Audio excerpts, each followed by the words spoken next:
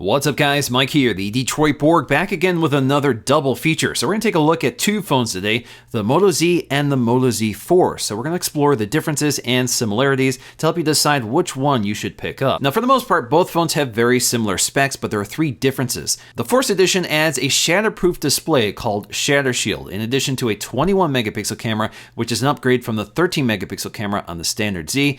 And of course, we have a much larger battery, which makes the phone a bit thicker. Of course, this also makes the Force a little more expensive, about $100 more than the standard Z. Both are available in 32 or 64 gig capacity and is available in black and lunar gray, white and fine gold, or black and rose gold, which is kind of an interesting combo. And the other big story with this phone, like a lot of phones in 2016, is modular design, and I think the Moto Z does it best so far. And Moto Mods is a big part of that, and we're going to take a look at some of those accessories. So getting to the unboxings, let's start with the Moto Z. All we have to do is slide the box out of its sleeve. Once we do that, we can lift the cover, and front and center will find our phone filling up the box. So the phone is covered with this plastic which highlights all the major buttons, the fingerprint sensor, and that sort of thing.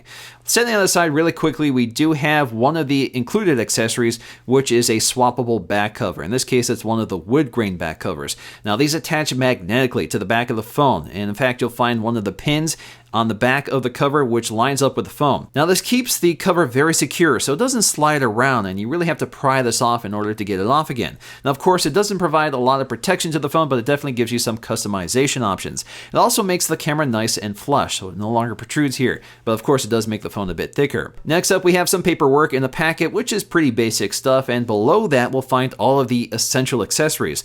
One of them is the power adapter. In the case of the Moto Z, it's a 15-watt turbo power adapter which quickly charges the internal battery of the phone. Now for the Moto Z Force, it's a bigger power adapter. It's 30 watts and it is thicker with a thicker cable, and it is noticeable when you compare them side by side. Unfortunately, not included here is a set of headphones, but we do get an adapter for the USB-C connector, and that's because we don't have a headphone port on these phones. You have to use the included adapter, so don't lose it. But they have given us a keeper that allows us to attach this adapter to our headphones, but to me this really means you have two things to lose now. And lastly, we get a SIM ejection tool at the bottom of the box. In terms of the Z Force, the unboxing is identical. The box is just a bit thicker because we have that thicker power adapter in the bottom of it. But otherwise, we have the phone top and center, we have our paperwork, and all the accessories in the bottom. Next up, all we have to do is remove the plastic, get it booted up, and start exploring the hardware. So in terms of design, the biggest difference here is going to be in the thickness. Otherwise, they look very similar. So if you look at them side on, you'll see that the Moto Z Force is thicker at 7 millimeters versus 5.2 millimeters.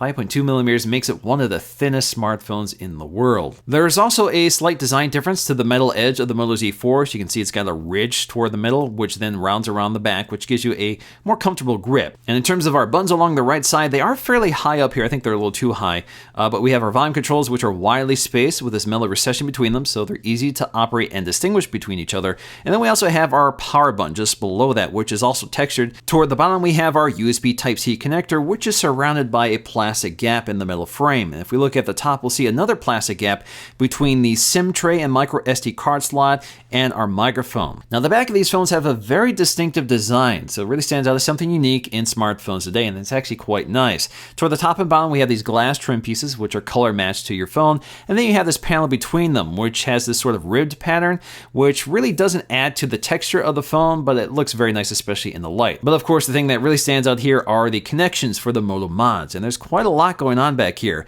And I actually don't think it looks half bad. I kind of like the gold and black, and again, it looks like something unique and something very technical. And of course, once you add one of the Moto Mods, like one of the style covers, this disappears entirely. So when it comes to these camera modules, both of them look very similar and they stick out quite a bit from the body of the phone. In fact, they are the same thickness on both phones. So even though the Z Force is thicker, it doesn't hide the camera system any better than the standard Z. In terms of what they share, both of them have laser-assisted autofocusing in addition to a dual-tone LED flash, optical image stabilization, and f1.8 apertures, but the sensors are quite different. We have a 21 megapixel sensor on the Force versus 13 megapixels on the standard Z, and you can see this in the optics of the camera, so if you look closely, you'll see that the Force has a larger camera lens than the standard Z. So getting around to the front of the phone, both of them have these really stunning 5.5-inch Quad HD AMOLED displays, good for 535 pixels per inch.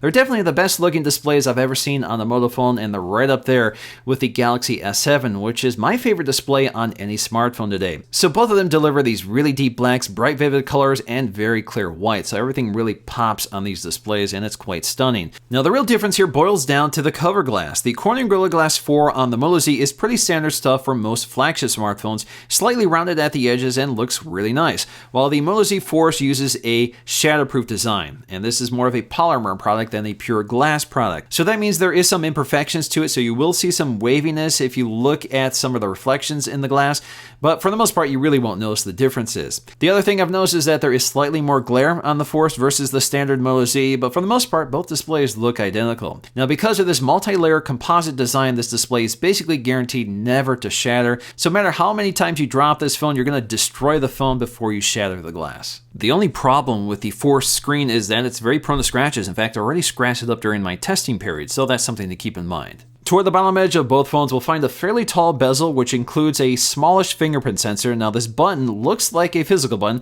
but really it's just a sensor that you tap, so you don't click it or anything like that, so it doesn't act as a home button. At the bottom edge, you'll find a set of dual microphones as well, which works with the voice control system. We also have a set of proximity sensors, which you really can't see on the black version here, but this allows you to wave your hand in front of the device to wake up the display to quickly show you your notifications or just check the time. At the top edge, we have an earpiece which doubles as our loudspeaker, so the loudspeaker is facing in the right direction, but unlike the Moto X this is replacing, we don't have a set of stereo speakers, unfortunately. But it is raised here, so when you lay the phone flat on the surface, it doesn't muffle the speaker.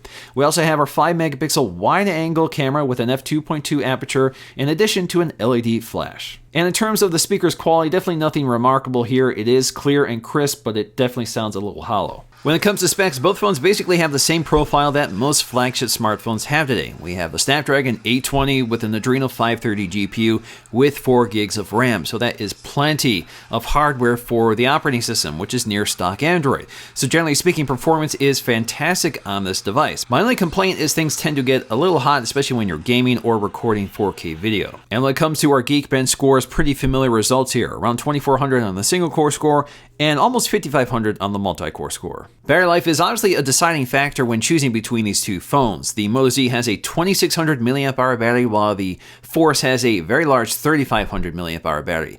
Now the Moto Z is a little on the small side, 2600. I usually like to see 3000 for a phone of this size, but it delivers really solid performance, about 5 hours of on-screen time at maximum brightness in my benchmark testing. That actually keeps up with most of the smartphones I've tested this year, so they're doing a pretty good job in terms of battery life overall. But when it comes to the Moto Z Force, you can add 2 hours to that, which is really impressive. That's definitely one of the best performing phones you can buy today if you want battery life as a priority. Now the big news with this phone is its modular design. So it's designed to work with accessories, and that's what these connectors on the back are designed for. And these are hot swappable devices. So you don't need to power off the devices, disconnect the battery like you do with the LG G5. They just snap onto the back of the phone and work right away. It's a really slick solution, and it's easy to remove if you don't want them connected. Now I have 2 we can take a look at. The power pack, which adds battery life to the phone, which is a very useful feature, and then we also have the JBL Sound Boost speaker. So although the speaker is loud and clear and definitely a big improvement over the onboard speaker, it's a pretty expensive accessory that could easily fall obsolete and you can't use it with other devices, so you may want to consider buying a Bluetooth speaker instead of the solution. But of course, if you want to add power to your device, there's no slicker solution than this with the power pack added to the back. So of course, if you want more power and you connect this to the Moto Z Force, you're going to have a lot of breathing room. Now the only problem with the design of this phone is that it really likes to pick up fingerprints along the back. Of course, you could use one of the swappable back covers to cover this all up, but the problem is this adds a lot of thickness to the phone. So Dbrands was kind enough to hook me up with skins, which do a great job maintaining the thinness of the phone, providing some protection and eliminating all the fingerprints on the back. This also protects the camera lens from scratches. And the great thing with this solution is that they continue to work with the Moto mod, so you can still slap those onto the back of the phone even with these skins on it. So if you want to pick these these up or just check out what's available for other devices, I'll leave them linked in the description below. So when it comes to picture quality, again, very big difference here in terms of resolution, 13 versus 21. So obviously with 21, you have a lot more resolution to work with, and images do look a lot clearer and sharper on the Moto Z Force. There's also a difference in terms of the color profile. The Z is a little more saturated, so images look a little more orange and the green tones have been dialed back. The Z Force looks a lot more true tone, so colors are much more accurate, clear, and distinct. So generally speaking, the Moto Z Force definitely is a better looking camera than the Z. When it comes to low light, both cameras perform about the same. Again, there's a slight difference in terms of the color. There's a little more saturation on the Moto Z versus the Z Force, but this is less noticeable in low light. And of course, the Z Force does give you a little more sharpness than the Moto Z, but otherwise, both cameras perform fairly well in low light with a good amount of sensitivity without tons of noise. When it comes to video, both of them record 4K with optical image stabilization, and there is a difference here. So with 4K on the 21 megapixel sensor, it looks a bit sharper and clearer, in addition to a much more accurate color profile versus the more orange color of the 13 megapixel sensor. The big difference, however, is focusing. So the 21 megapixel sensor adds phase detection autofocus in addition to the laser AF system. So this makes the system a lot faster and more accurate, while the 13 megapixel sensor really struggles to find focus and is very slow to adjust and find accurate focus. What is up, guys? Mike here, the Detroit Borg, testing out the front-facing camera of the Moto Z, which is 5 megapixels with a nice wide-angle lens, so you don't have to hold it too far away to get your full shot in. So again, nice-looking camera, generally speaking, sharp and clear with good color reproduction and exposure compensation. So if I really challenge it here, you can see it's tracking my face and keeping my face properly exposed for the most part here. And my only complaint really is the microphone pickup. It's pretty terrible with some interference, at least in some of my sample testing so far. You would think with as many microphones as we have on this device that they'd be able to record better audio for video. Unfortunately, that's not the case. Now, the software experience for both phones is identical. They're running Android 6.0.1, and it is fairly close to stock Android with a few Motorola features, which we're going to explore here. So you can tap and hold on the home button to get to Google Now and tap, or just jump right to Google Now if you prefer. We have our recent apps, and the recent apps launcher is pretty much identical to stock Android with a clear button in the lower right corner. Very smooth performance overall. Tap and hold on the home screen, and you get to your editor, which includes the wallpaper. So you can see the wallpaper selection is pretty minimal here. We also have our widgets in addition to our settings, and of course you can rearrange your home screens. We also get this widget here up top, which you can remove if you don't want it. You can expand this out to see your weather conditions in addition to your battery life, and you can also change the color of the battery indicator that surrounds the clock. So if you go right here, you can select something different such as red, and you can minimize this to expand them out or not. You can also see this will tell you your current weather conditions. If you tap on this, this will also take you directly to your clock, jump to your weather, and you can also jump to your battery status as well. Swiping down, we get to our notifications, which is very close to stock Android, and we can swipe down again to get to our quick toggles, which includes a flashlight in addition to all the standard stuff such as do not disturb and our brightness slider. Another feature here is that we do have landscape mode for the home screen. So if you like landscape mode on your home screen, personally I don't, because it kicks in when I don't want it to, but that's available here if you're a fan of it. In terms of the app selection, we have an app drawer which is full of Verizon bloatware apps, unfortunately, in addition to all the standard Google apps and some of the apps I've downloaded.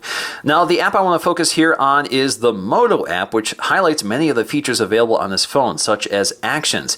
So with actions, we have quite a few actions we can look at, such as approach for a Moto Display. This is a feature you can turn on and off like all the others. So basically, all you have to do is approach the phone. It will wake up the display to show you your time and your notifications. We also have a Tinted Display. So if this is turned on, this will keep the display from going to sleep if you're actually looking at it. We also have Chop Twice for flashlight. So if you shake the phone twice, it will turn it on, shake it again, it turns it off. We also have Flip for Do Not Disturb. So if you want to mute your notifications, all you have to do is flip the phone face down. Personally, I don't want this on because I do this often and I don't want it to mute my notifications. We also have Pick Up to Stop Ringing. So if your phone is ringing or an alarm is going off, just pick it up and this will mute them. You can also activate Swipe to Shrink Screen. So this is a new feature here. So I'm going to click this on and show you how this works. So basically all I have to do is swipe up from the bottom here and this will shrink the screen. I tap again to get me back to full screen here. So swipe up, Tap again to get back to full screen. So again, this is more of a one-handed mode that works both for the left or right side. And by far my favorite feature here is twist for quick capture. So this allows you to quickly twist the phone to activate the camera. You can also twist again to activate the front-facing camera. I use this all the time, and I miss it on every other smartphone I use. And of course, this also works when the phone is locked. We also have Modal Voice, which works with the microphones and the low-powered processor to continuously listen for its wake-up phrase, and you can set this up. I've already set this up on one phone, so let's go ahead and set this up on this phone so you can see how this works. So basically, it's determining the conditions of the room in which it's learning your wake-up phrase. So right now, because I was talking, it can't listen for the echo, so let's try again. Now in terms of the wake-up phrase, you can go with what they suggest or come up with your own. Resistance is futile. And it just encourages you to write out your phrase so you know exactly what it was. Resistance is futile. What's the weather? It's 75 degrees and cloudy in Auburn Hills. And lastly, we have Moto Display, which again is a feature you can turn off, but basically this flashes your notifications on the display as you receive them. Now you can keep this dark between certain times of day, so if you don't want this going off at nighttime, you can enable this. We also have Vibrate on Touch, so if you have a pending notification, the phone will vibrate when you handle it. Motorola's camera app is pretty basic. We have tap for exposure and focus, and we do get a manual adjuster along the right side if you want to manually adjust this and then snap your photograph.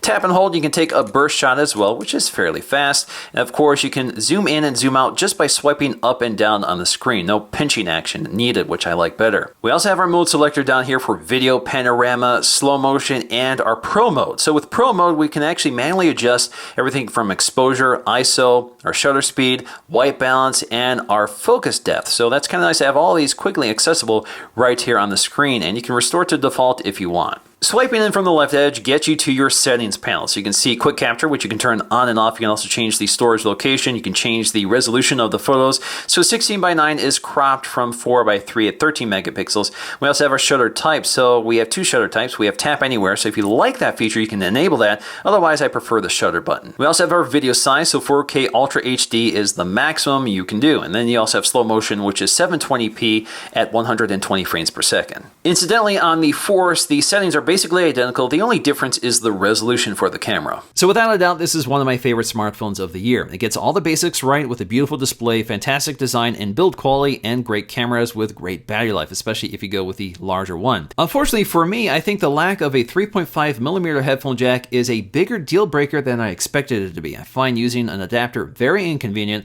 especially since I have to keep track of that adapter when I have so many different headphones that I use for different purposes. But ultimately, this is the first phone to really get the modular design right. This is a huge improvement over LG's implementation and really kind of puts it to shame. Now ultimately I remain a little skeptical on the benefit of a modular design, but I think Moto has done some clever things here, such as the swappable back covers, which allow you to customize your phone without doing so right from the factory. And of course you have lots of accessories such as the battery pack, which really stands out as a unique and affordable alternative to the very ugly and bulky battery packs that are available for phones like this. But when it comes to other accessories like speakers or the projector, I would prefer to buy something that isn't proprietary, that will continue to work with other devices, not just the specific phone. Alright guys, hope you enjoyed this video. If you did, please give it a thumbs up to let me know, and I'll see you again in the next video.